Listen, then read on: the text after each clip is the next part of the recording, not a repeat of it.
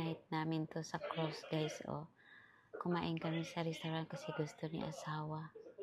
Pero hindi ko naman nakalain na napakalaki pala yung chicken na isi-serve. As in, kalahating chicken. Ayan. Hindi ko kaya yan. Napakamot na ako sa ulo kung paano ko siya uubusin. Sabi ko sa asawa ko, help me bahala ka, ikaw nag-aya Hindi talaga ako sanay kumain sa mga restaurant. Kaya ayun na ayoko. Mas gusto ko pa dun sa buffet kasi makakapili ka Ayan, tingnan mo naman guys. Mas malaki pa sa akin yung chicken. Buti na lang to the rescue si asawa. Ayan. Hindi ko pa rin siya naubos. Dapat pala pag umorder ka ng ganyan, sasabihin mo pala na a piece of chicken lang ya.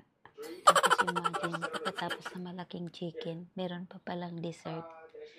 Hindi talaga ako sanay kumain sa mga sosyalan na restaurant.